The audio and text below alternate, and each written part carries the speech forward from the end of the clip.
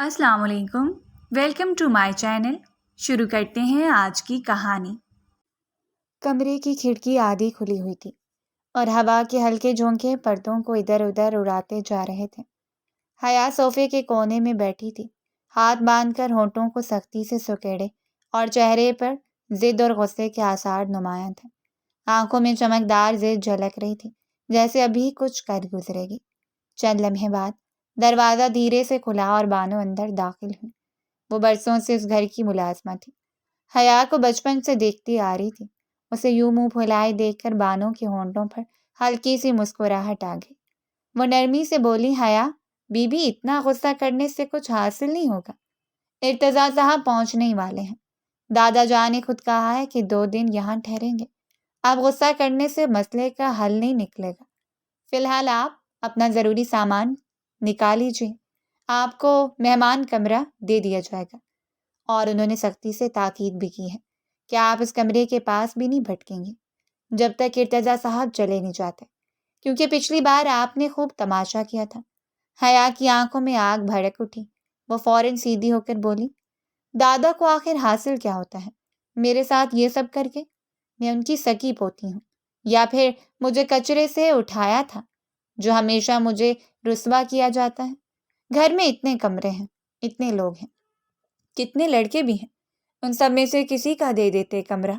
सिर्फ मेरा ही क्यों नजर आता है उन्हें? हालांकि मेरे कमरे में एसी वगैरह भी नहीं लगा हुआ, लेकिन नहीं, हमेशा मेरे साथ ही क्यों ऐसा होता है? ना मेरे बाबा कुछ कहते हैं, ना मेरी अम्मी कुछ कहती हैं।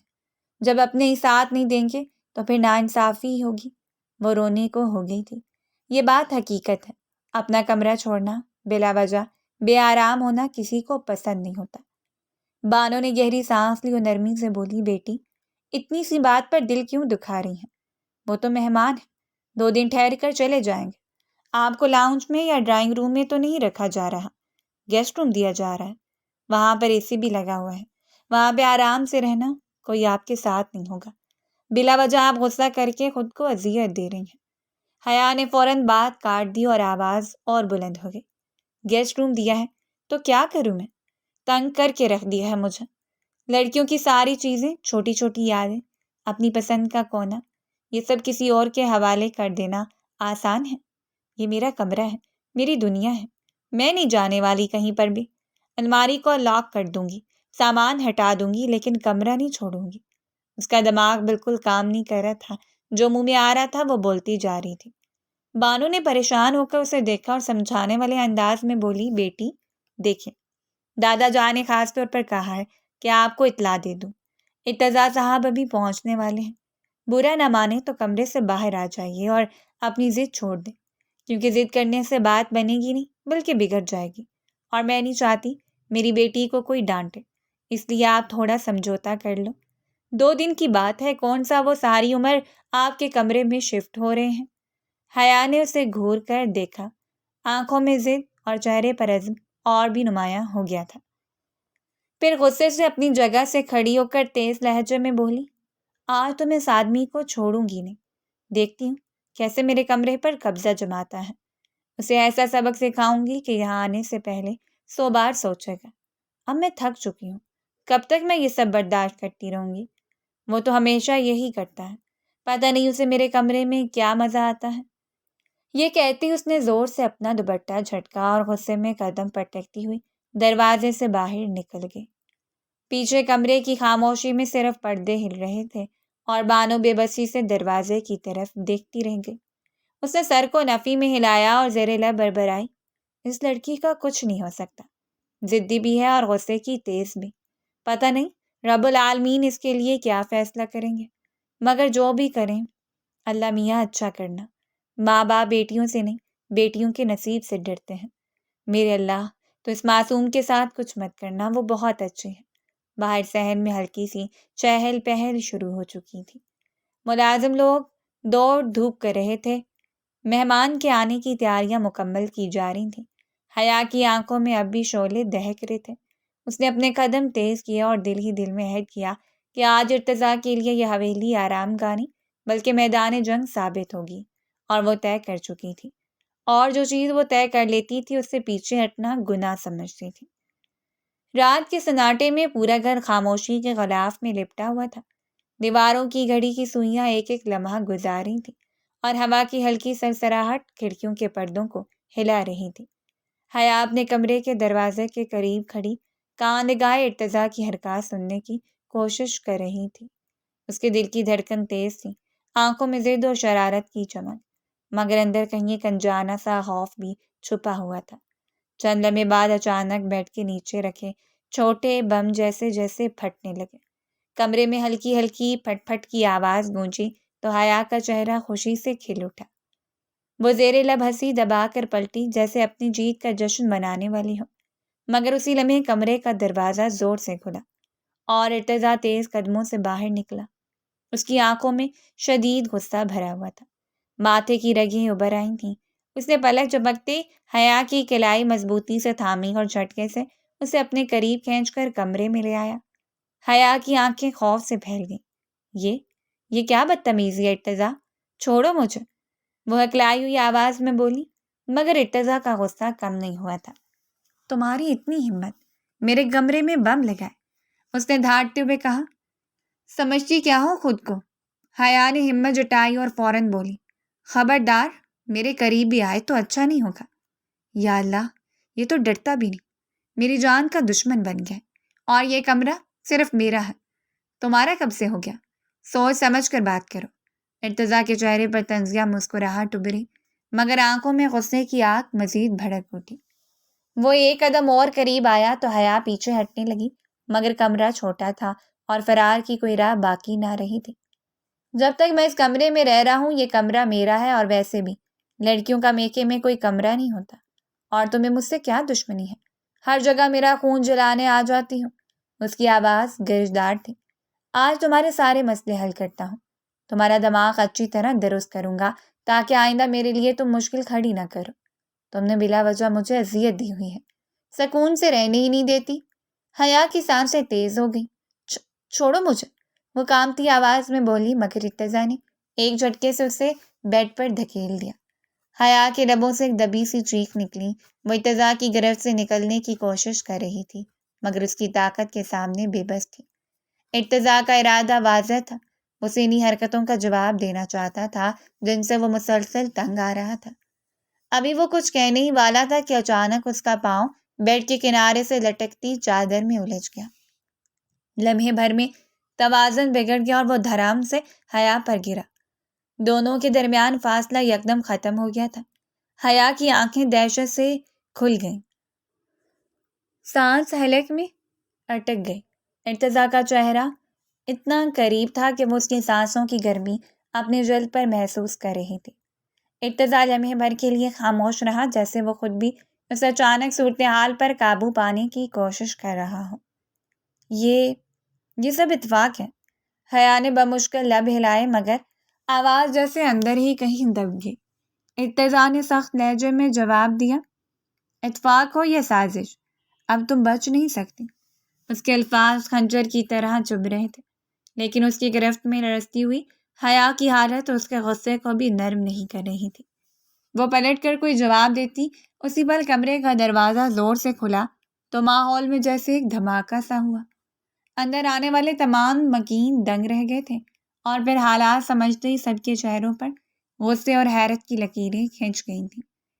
ذوالفقار صاحب آگے بڑھے اور غصے سے دھاڑے، یہ کیا بےہودگی ہے، یہ سب کیا ہو رہا ہے ہمارے گھر میں؟ ارتضیٰ اور حیا ایک جھٹکے سے سنبھل کر کھڑے ہوئے۔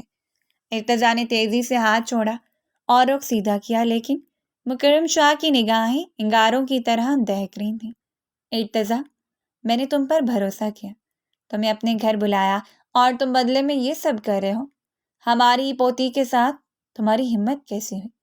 میں تمہیں زندہ نہیں چھوڑوں گا۔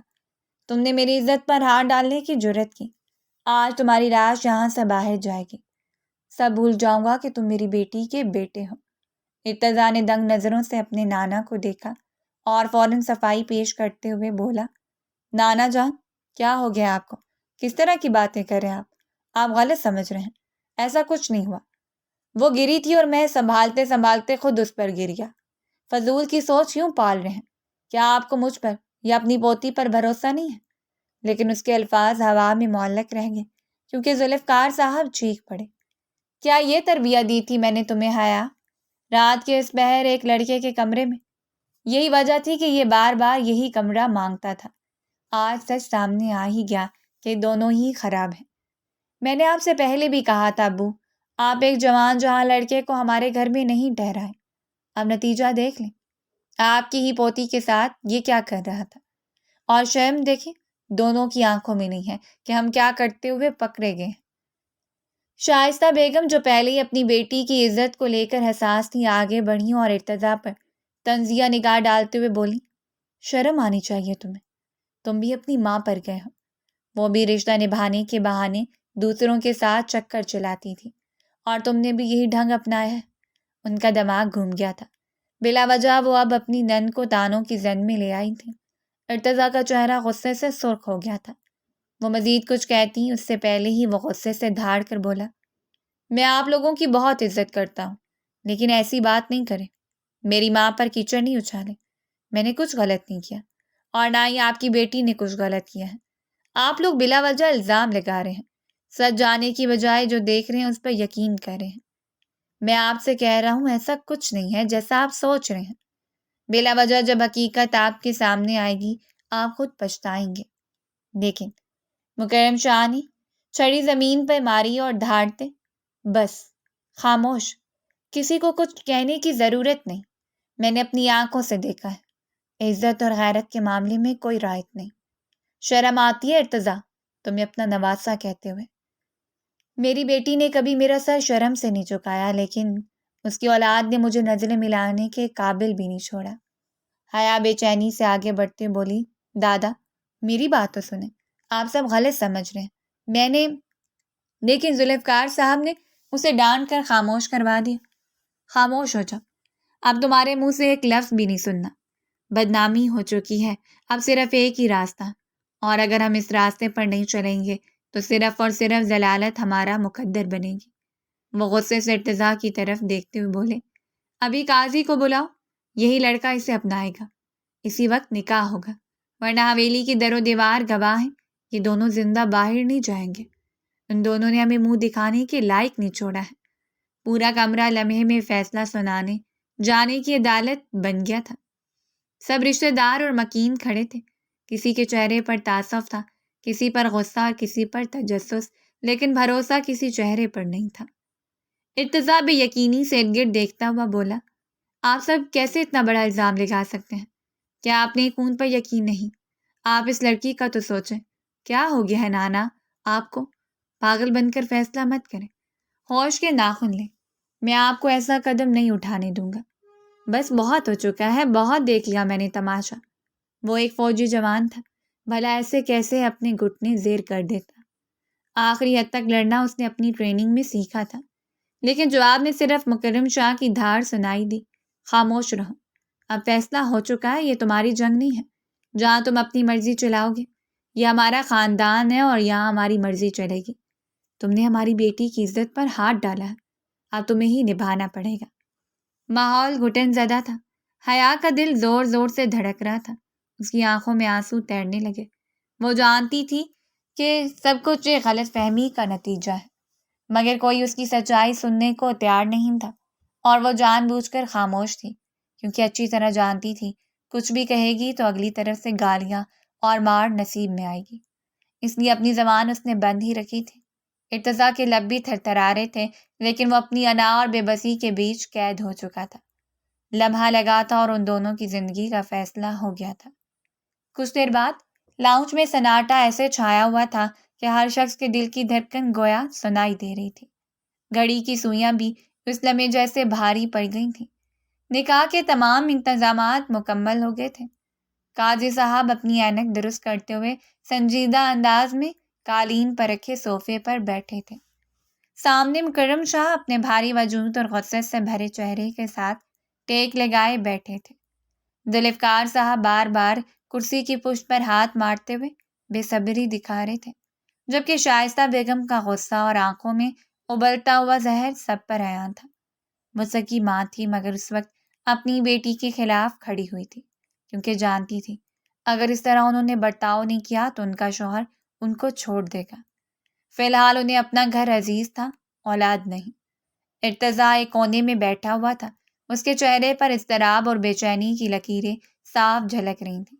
اس کے لب خشک ہو گئے تھے اور دل جیسے پسلیوں کو توڑ کر باہر آنا چاہتا تھا۔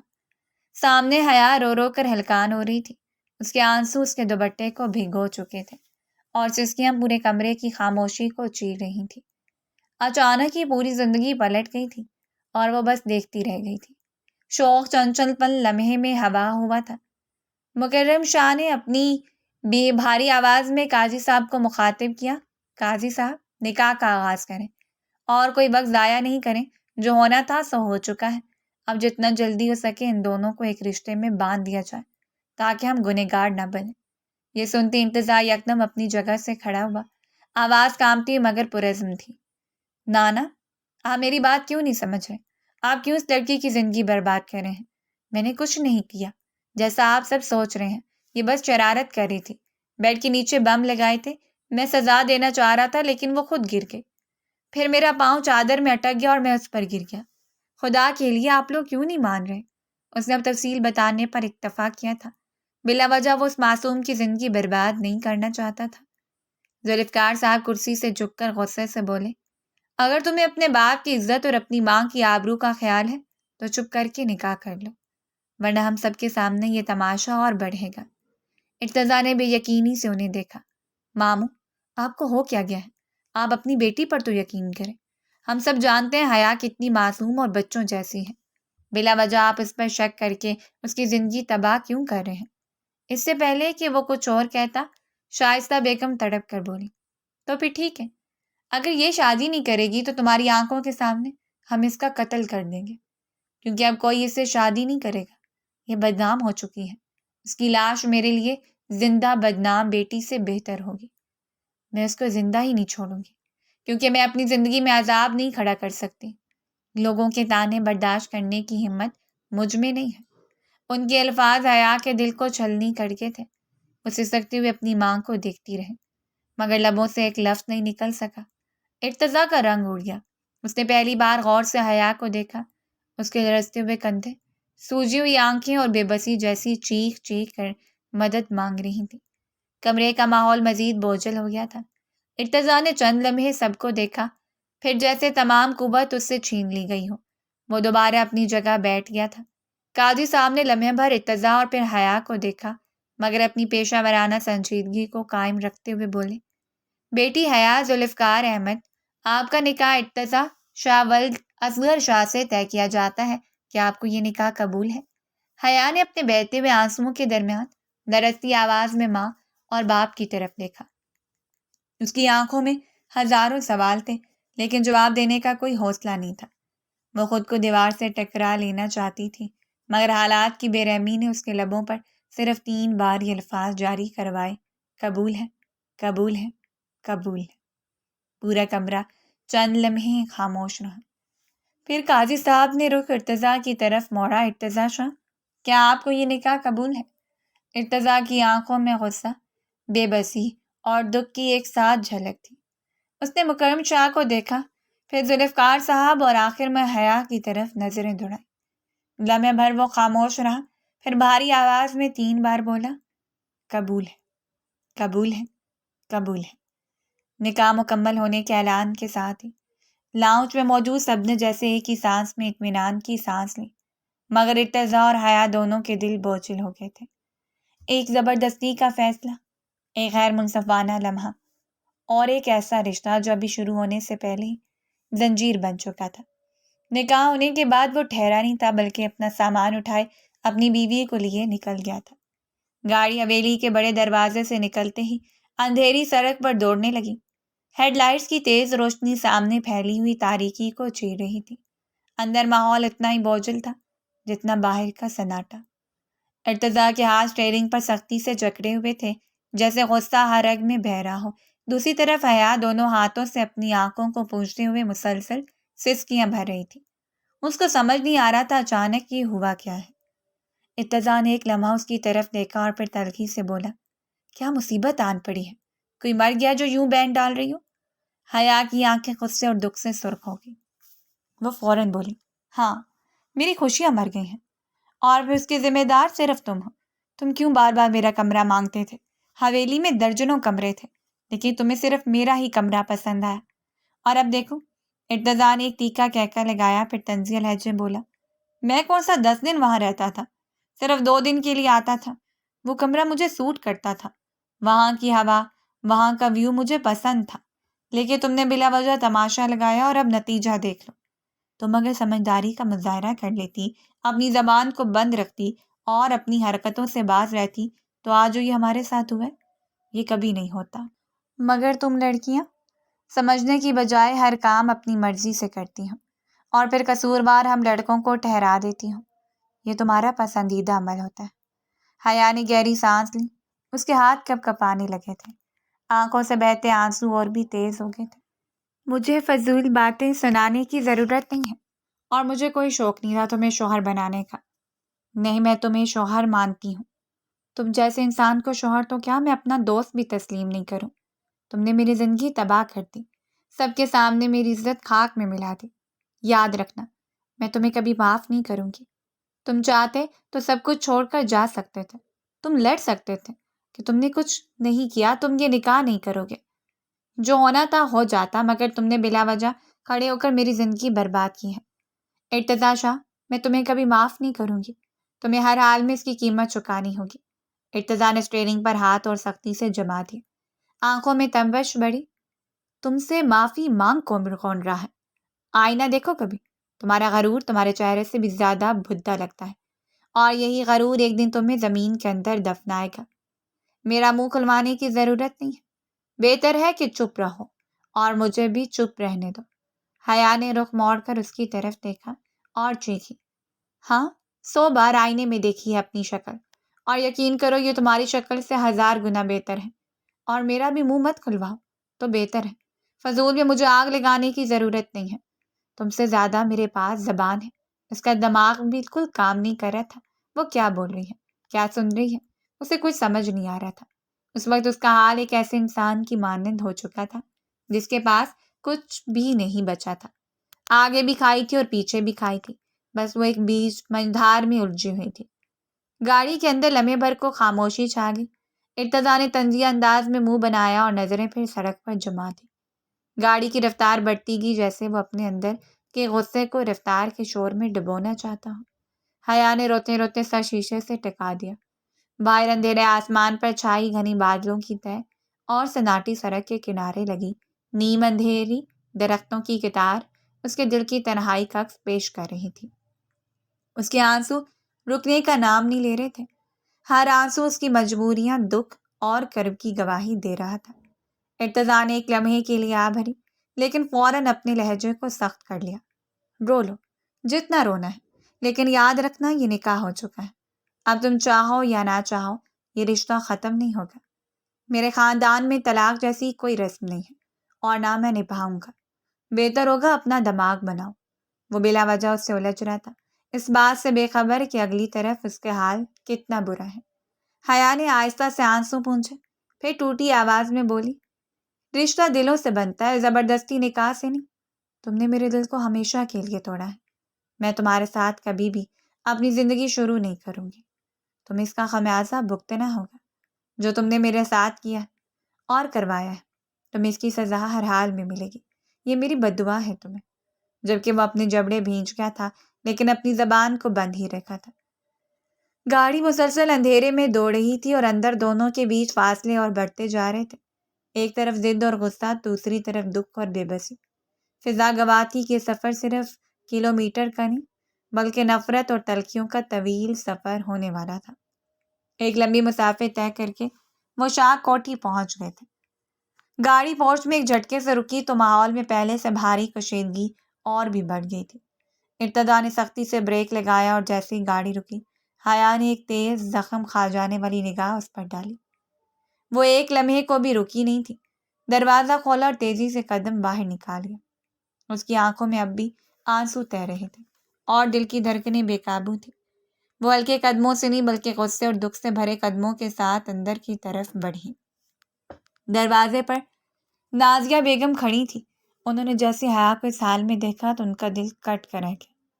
وہ ان کی سب سے پسندیدہ بھتیجی تھی، حیا نے کسی بچے کی طرح دوڑ کر ان کے گلے میں اپنی باہیں ڈالی اور دھاریں مار کر رونے لگی۔ اس کے آنسو نازیہ بیگم کے کندھوں کو بھگونے لگے تھے۔ ایسا لگتا تھا جیسے اسے اپنی ماں کی آغوش ہی ملی ہو، جبکہ نازیہ بیگم گھبرائے ہوئے لہجے میں بولی، نہیں میری بیٹی، کیوں رو رہی ہو؟ نازیہ بیگم نے اس کے بالوں پر ہاتھ پھیرا، آواز میں ماں جیسی نرمی تھی۔ میں حاضر ہوں۔ تمہاری ماں نے اگر تمہارا ساتھ نہیں دیا تو تمہاری پھپھو تمہارا ساتھ دیں گے۔ تم کیوں مایوس ہو رہی ہو؟ ان کے اپنے ہاتھ پاؤں پھول گئے تھے، مگر وہ اس کو سنبھال رہی تھی۔ انہیں معلوم تھا ابھی اسے ایک ساتھ کی ہر قیمت پر ضرورت ہے۔ حیا نے اپنے آنسو ضبط کرنے کی کوشش کی، لیکن ہچکیاں رک ہی نہیں رہی تھیں۔ وہ کپ کپاتی آواز میں بولی، سب کچھ برباد ہو گیا پھپھو۔ سب نے غلط مطلب نکالا۔ میری شادی ارتضیٰ سے زبردستی کروا دی، حالانکہ ایسا کچھ نہیں تھا۔ ہم دونوں تو بس بات کر رہے تھے۔ اس نے صرف دھکا دیا اور میں گر گئی۔ بلا وجہ سب نے مجھے بدنام کر دیا ہے۔ میں نے کچھ نہیں کیا، میں بے قصور ہوں۔ اس کی آواز میں کرب اتنا شدید تھا کہ سننے والا بھی کانپ جاتا۔ نازیہ بیگم نے اسے اور زور سے اپنے ساتھ لپٹا لیا، جیسے ساری دنیا کے دکھ سے بچانے کی کوشش کر رہی ہو۔ اسی لمحے ارتضیٰ اندر داخل ہوا۔ اس کے قدموں کی چاپ بھاری اور غصے سے بھری ہوئی تھی۔ اس نے سیدھا حیا کو دیکھا اور سخت لہجے میں بولا، یہ سب کچھ تمہارا ہی کیا دھرا ہے۔ اگر تم اپنی حرکتوں سے باز آ جاتی تو آج یہ تماشے نہیں ہوتا۔ اب بلا وجہ رو کر ماحول کو مزید بوجھل مت کرو۔ میری ماں پریشان ہو رہی ہے، چپ ہو جاؤ۔ حیا نے آنکھوں سے آنسو صاف کیے اور تڑپتے ہوئے اس کی طرف مڑی۔ آنکھوں میں دکھ کے ساتھ ساتھ تلخی بھی جھلک رہی تھی۔ یہ سب میری وجہ سے نہیں ہوا، یہ سب تمہاری خاموشی کی وجہ سے ہوا۔ اگر تم وہاں ڈرنے کی بجائے صاف صاف انکار کر دیتے، اپنے گھر لوٹ آتے، تو آج میری زندگی یوں مٹی کا ڈھیر نہ بنتی۔ تم ہو اصل قصوروار، تم ہو۔ مجھے کچھ بھی کہنے کی ضرورت نہیں ہے۔ ارتضیٰ کے تیور اور سخت ہو گئے۔ وہ سرد لہجے میں بولا، اور تم چاہتی تھی میں انکار کر کے تمہیں کھڑے کھڑے برباد ہوتے دیکھتا؟ تمہارے باپ کے غصے کا کیا انجام ہوتا تم نے سوچا؟ وہ اسی وقت تمہاری شادی گھر کے کسی چوکیدار سے کر دیتے۔ تمہیں یہ قبول تھا؟ آج کل زمانہ انسانیت کا نہیں رہا، حقیقت کا ہے، اور حقیقت یہی ہے کہ تم بچ نہیں سکتی تھی، لیکن تمہیں کبھی میری قربانی کا احساس نہیں ہوگا، کیونکہ تم خود اپنے آپ میں جینا پسند کرتی ہو، اپنے سے زیادہ کسی کو رکھنا پسند ہی نہیں کرتی، اور یہی تمہاری سب سے بڑی غلطی ہے جس کا انجام اب تمہارے سامنے ہے۔ یہ کہتی اس کی لہجے میں کرواہٹ اور بھی بڑھ گئی تھی۔ وہ غصے سے پلٹا اور بھاری قدموں کے ساتھ دندناتا ہوا کمرے کی طرف بڑھ گیا۔ اس کے جاتے ڈرائنگ روم میں سناٹا چھا گیا۔ حیا نے ایک لمحے کو دروازے کی طرف دیکھا، پھر اپنا چہرہ پھپھو کے سینے میں چھپا لیا۔ وہ پھوٹ پھوٹ کر رونے لگی، جیسے ساری کائنات کے دکھ اس کے اندر جمع ہو گئے ہوں۔ اس کی سسکیاں پورے حال میں گونجنے لگیں اور نازیہ بیگم کے چہرے پر بھی آنسو بہنے لگے۔ وہ صرف اتنا کہہ سکی، میری بچی ہمت رکھو، اللہ سب بہتر کرے گا۔ مگر اس لمحے حیا کے لیے یہ جملے صرف تسلی نہیں بلکہ ایک ادھورا سہارا تھے۔ اس کے دل میں درد کی آگ بھڑک اٹھی تھی اور آنکھوں سے نکلنے والے آنسو اس کے بکھر جانے کی گواہی دے رہے تھے۔ پورے گھر کا ماحول ایک دم ویران سا محسوس ہو رہا تھا، جیسے خوشیاں سب کہیں کھو گئی ہوں۔ وقت تیزی سے گزرنے لگا تھا۔ کمرے میں ہلکی مدھم روشنی جل رہی تھی۔ وقت رات کے 2 بجے کا تھا اور پورے گھر میں گہری خاموشی چھائی ہوئی تھی۔ نازیہ بیگم نے آہستہ سے دروازے پر دستک دی اور جواب کا انتظار کیے بغیر اندر داخل ہو گئی۔ سامنے ارتضیٰ صوفے پر چپ چاپ بیٹھا ہوا تھا، جیسے کسی گہری سوچ میں ڈوبا ہو۔ اس کے چہرے پر تھکن اور الجھن صاف جھلک رہی تھی۔ وہ اس کے قریب آ کر بیٹھ گئی اور نرمی سے بولی، بیٹا، تمہارے ماموں کا فون آیا تھا۔ نکاح سے پہلے انہوں نے مجھے سب کچھ بتایا تھا۔ میں نے ان کو سمجھانے کی کوشش کی کہ ایسا کچھ نہیں ہے، ضرور کوئی غلط فہمی ہے، مگر تم جانتے ہو وہ سنتے ہی کب ہیں۔ ایک بار جو بات دماغ میں بٹھا لیں پھر کسی کی بات نہیں مانتے۔ لیکن اب وہ تمہاری بیوی ہے اور تمہیں اس کا خیال رکھنا ہوگا۔ وہ بہت ٹوٹ گئی ہے۔ ارتضیٰ ماں کی بات کاٹتے ہوئے قدرے سخت لہجے میں بولا، امی میرے پاس ان فضول باتوں کا کوئی جواب نہیں ہے۔ بہتر ہوگا آپ مجھ سے الٹی سیدھی بات نہ کریں۔ میں کیوں خیال رکھنے لگوں اس لڑکی کا؟ بلا وجہ مجھے تنگ کرتی تھی۔ میں وہاں اپنے کام سے جاتا تھا، ہیڈ کوارٹر قریب پڑتا تھا، مگر اس نے میرا وہاں رہنا ہی عذاب بنا دیا، اور اب میری بیوی بن کے میری زندگی حرام کرنے آ گئی ہے۔ نازیہ بیگم نے گہرا سانس لیا اور اسے غور سے دیکھتی ہوئی بولی، ارتضیٰ تم بھی کم نہیں تھے، تمہیں کیا ضرورت تھی بار بار اس کے کمرے میں ٹھہرنے کی؟ گھر میں اور بھی کمرے تھے۔ وہ فوراً بولا، ابھی وہاں کا ویو اچھا تھا، وہاں بیٹھ کر اچھے خیالات آتے تھے، میں سکون سے اپنی فائلز پر کام کر لیتا تھا، لیکن اس لڑکی نے سب کچھ برباد کر دیا۔ ہر وقت مجھے ٹوکے بغیر اسے چین نہیں آتا تھا۔ نازیہ بیگم نے نرمی سے اس کا ہاتھ تھاما اور بولی، بیٹا اب یہ سب باتیں چھوڑو، جو ہونا تھا ہو گیا، اب وہ تمہاری بیوی ہے اور بیوی شوہر کے سائے میں ہی محفوظ رہتی ہے۔ تم غصہ کرتے رہو گے تو مسئلہ مزید الجھے گا، حل نہیں ہوگا۔ میں نے بڑی مشکل سے اسے سلایا ہے، بہت رو رہی تھی، ٹوٹ گئی ہے وہ اندر سے، اس پر رحم کرو۔ ارتضیٰ نے بیزاری سے منہ موڑ لیا اور صوفے کی پوچھ سے ٹک گیا۔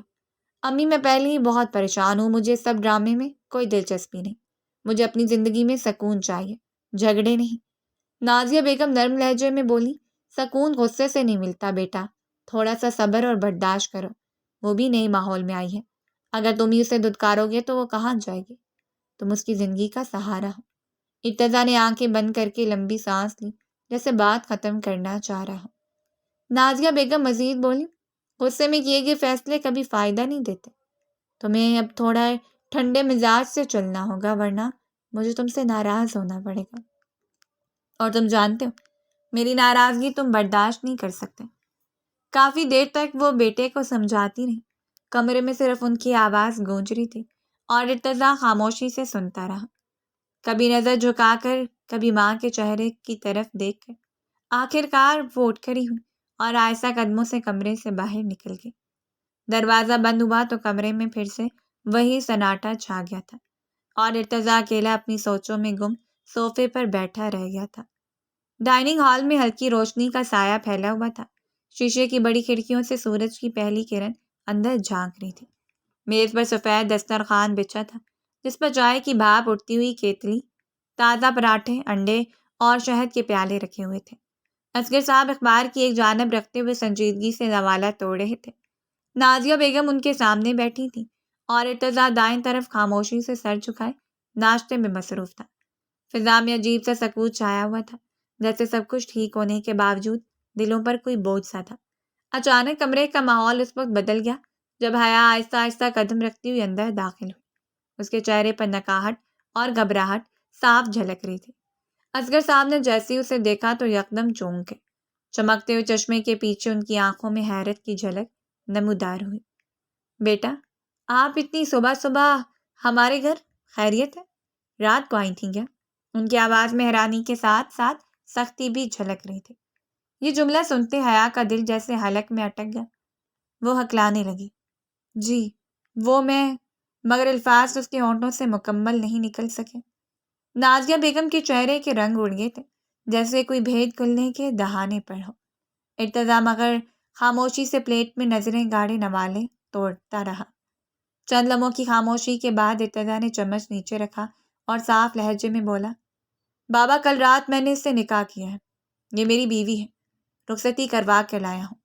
وہ اس کو اکیلا نہیں چھوڑ سکتا تھا۔ یہ جملہ سنتے ہی جیسے وقت تھم گیا۔ اصغر صاحب کے ہاتھ میں پکڑا ہوا نوالہ زمین پر گر گیا۔ وہ بے یقینی سے اپنی آنکھیں پھاڑ کر بولے، کیا تم مذاق کر رہے ہو ارتضیٰ؟ اس نے سنجیدگی سے انکار میں سر ہلایا۔ ایسی باتیں مذاق میں نہیں ہوتی بابا، لڑکی کی عزت مذاق نہیں ہوتی۔ رات کو ماموں کے گھر مسئلہ ہو گیا تھا، انہوں نے اسی وقت یہ فیصلہ کیا اور میں نے نکاح قبول کیا، اپنی مرضی سے کیا ہے، اس لڑکی کا کوئی قصور نہیں، بلکہ یہ تو بار بار منع کر رہی تھی، مگر میں اسے پسند کرتا ہوں، آپ کو پہلے بھی بتایا تھا۔ اصغر صاحب کی پیشانی پر شکنیں ابھر آئیں۔ وہ دھیمے مگر غصے بھرے لہجے میں بولے، ہاں مجھے یاد ہے تم نے ذکر کیا تھا، لیکن میرا ارادہ تو یہ تھا کہ ہم طریقے سے اس کا رشتہ مانگتے، پھر یہ سب کو جلد بازی میں کیوں؟ وہ گہری سانس لیتے ہوئے بولا، بابا آپ کو معلوم ہے نا ماموں کے مزاج کیسے ہیں، وہ کسی کو خاطر میں نہیں لاتے، طریقے سے رشتہ مانگنے پر بھی وہ تماشا بناتے، اسی لیے میں نے اپنے طریقے سے سب طے کیا، اب جو ہونا تھا ہو گیا، نکاح ہو چکا ہے، اب صرف ولیمہ باقی ہے، آپ جیسے کہیں گے ہم ویسے کریں گے۔ اصغر صاحب اخبار میز پر پٹکتے ہوئے بولے، چلو اب ہو چکا ہے تو بیٹھ کر بات کر لیتے ہیں، بڑے بزرگ بیٹھیں گے، طے ہوگا سب کچھ۔ ارتضیٰ نے فوراً انکار میں سر ہلایا، نہیں بابا، کسی کو بٹھانے کی ضرورت نہیں، جو ہو گیا سو ہو گیا، اب صرف ولیمے کا کارڈ ان کے گھر جائے گا، باقی تیاری میں خود دیکھ لوں گا۔ یہ کہتے ہوئے وہ حیا کی طرف مڑا، اس کی آنکھوں میں ہلکی جھلک تھی جیسے کوئی فیصلہ پہلے ہی کر چکا ہو۔ تو میرے ساتھ کمرے میں آؤ، مجھے تم سے بات کرنی ہے۔ یہ کہہ کر وہ اپنی جگہ سے اٹھ گیا۔ کمرے میں لمحے بھر کو سکوت چھا گیا تھا۔ حیا کے قدم بوجھل ہو گئے، مگر وہ پریشانی اور خوف کے عالم میں اس کے پیچھے چل دی۔ نازیہ بیگم چپ چاپ اپنے ہاتھوں کی انگلیاں مروڑ رہی تھیں، جبکہ اصغر صاحب کرسی پر پیچھے ٹیک لگا کر گہری سوچ میں ڈوب گئے تھے۔ کمرے کی فضا میں بھاری پن پھیل گیا تھا، جیسے ایک طوفان کے بعد بھی سکون ابھی بھی بہت دور ہو۔ وہ دروازے پر دستک دے کر گھبرائی گھبرائی کمرے میں داخل ہوئی۔ کمرے کی فضا پہلے سے کئی زیادہ بوجھل ہو چکی تھی۔ پردے ہلکی ہوا کے ساتھ آہستہ آہستہ ہل رہے تھے اور خاموشی میں صرف گھڑی کی ٹک ٹک سنائی دے رہی تھی۔ ارتضیٰ صوفے پر بیٹھا تھا، وہ کچھ کہتی اس سے پہلے وہ بولا، آؤ یہاں بیٹھو، مجھے تم سے بات کرنی ہے، اور اب معاملات کافی پیچیدہ ہو چکے ہیں۔ یہ معاملہ جھگڑے یا طنز سے ختم نہیں ہوگا۔ بہتر ہے کہ ہم یہ فیصلہ ابھی کر لیں کہ ہم اپنی زندگی کو کون سی سمت دینا چاہتے ہیں۔ حیا کے قدم جیسے بوجھل ہو گئے تھے، لیکن وہ خاموشی سے آ کر اس کے پہلو میں بیٹھ گئی۔ ارتضیٰ نے گہری سانس لی اور اس کی طرف متوجہ ہو کر بولے، اب تم مجھے بتاؤ، اس رشتے کو لے کر تمہارا کیا ارادہ ہے؟ میں پہلے تمہاری سننا چاہتا ہوں، پھر اپنی بات کروں گا۔ حیا نے کانپتے ہوئے ہاتھوں کو گود میں جکڑ لیا اور دھیمی آواز میں بولی، مجھے کچھ نہیں پتا، میں کیا بولوں؟ میرے ہاتھ بالکل خالی ہیں۔ میرے اپنے گھر والوں نے جس وقت میرا ہاتھ چھوڑا ہے، اس وقت کی کیفیت میں بیان بھی نہیں کر سکتی۔ ارتضیٰ کے لبوں پر ہلکی سی مسکراہٹ ابھری، لیکن اس کی آنکھیں سنجیدہ تھیں۔ تو پھر ٹھیک ہے، میرا ہاتھ تھام لو۔ حیا نے یکدم اس کی طرف دیکھا۔ وہ مزید بولا، میں بڑے بڑے دعوے نہیں کروں گا کہ تمہارے لیے چاند تارے توڑ لاؤں گا، لیکن ہاں، یہ وعدہ ضرور کر سکتا ہوں کہ تمہیں بھوکا نہیں سلاؤں گا، تمہاری آنکھوں میں بلا وجہ آنسو نہیں آنے دوں گا، جتنا ہو سکے گا خوشیاں دوں گا، لیکن بدلے میں صرف ایک چیز مانگتا ہوں، مخلصی، پرانی رنجشوں کو دفن کر کے ایک نئی زندگی کی شروعات۔ حیا اس کی باتوں کو سن کر حیرت سے سن رہی تھی۔ اس کے دل میں خوف، شک اور بے یقینی کی ملی جلی کیفیت تھی۔ اس نے دھیرے سے سر جھکا لیا تھا اور لرزتی ہوئی آواز میں بولی، مجھے کچھ سمجھ نہیں آ رہا میں کیا فیصلہ کروں۔ نیچے تمہارے بابا کہہ رہے تھے کہ تم مجھ سے محبت کرتے ہو، یہ کیا معاملہ ہے؟ آج پلیز مجھے سچ سچ بتا دو، تم چاہتے کیا ہو؟ کیونکہ تمہارے بابا نے جس طرح نیچے اتنے کانفیڈنس کے ساتھ یہ بات کہی تھی کہ وہ بڑوں سے بات کرنے والے تھے، اور تم نے ان کا جواب دیا تھا کہ تم مجھے پسند کرتے ہو، یہ سب کیا ہے؟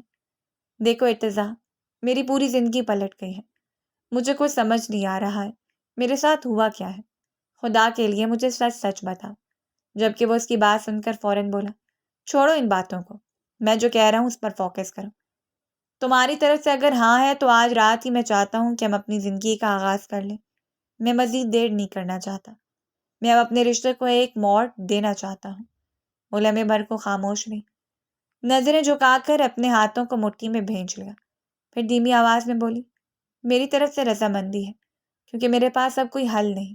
لیکن اس کے لہجے میں کپ کپاہٹ تھی، میں سچائی بھی جاننا چاہتی ہوں، مجھے بتاؤ یہ سب کیا ہے؟ تمہارے بابا نیچے کہہ رہے تھے کہ تم نے پہلے ہی میرے بارے میں ان سے بات کی تھی، یہ سب کیا ہے؟ میں الجھ رہی ہوں، میں اپنا رشتہ کسی جھوٹ پر شروع نہیں کرنا چاہتی، اور نہ ہی کسی الجھن کا شکار ہو کر شروع کرنا چاہتی ہوں۔ ایک دفعہ مجھے بتاؤ تو صحیح۔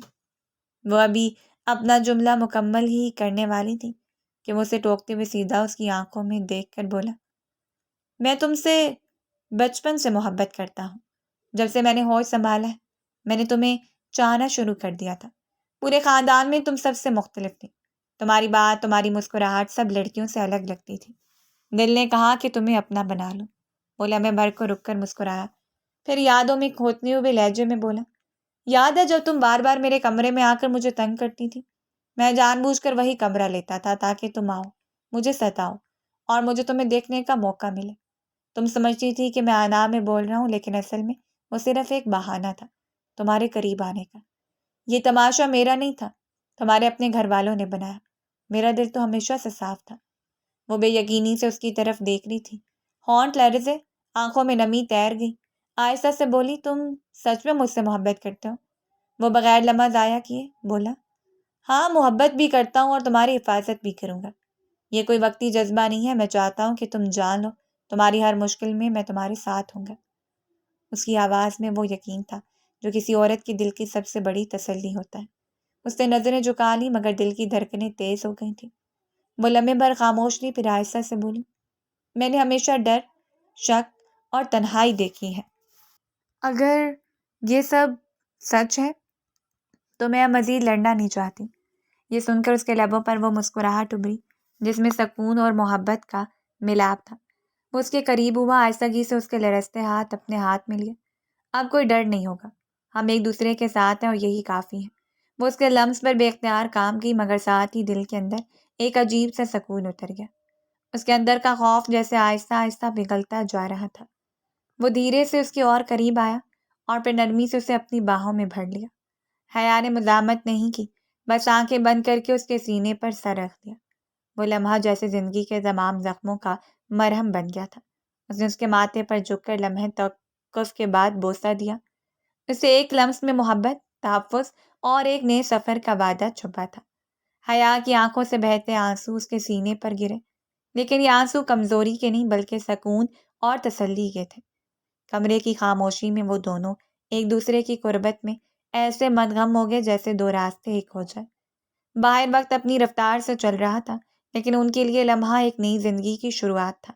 اس کے بازوؤں کی پناہ میں، اس کے ماتھے پر چومے گئے وعدے کے ساتھ ان کی زندگی ایک نئے سفر کی جانب بڑھ گئی، ایک سفر جہاں محبت اور اعتماد کے سوا کچھ باقی نہیں تھا۔ اگر آپ کو ہماری کہانی پسند آئی ہے تو لائک کریں اور اس طرح کی مزید دلچسپ کہانیاں سننے کے لیے ہمارے چینل کو سبسکرائب کریں اور کامنٹ سیکشن میں اپنی رائے کا اظہار ضرور کریں۔ شکریہ۔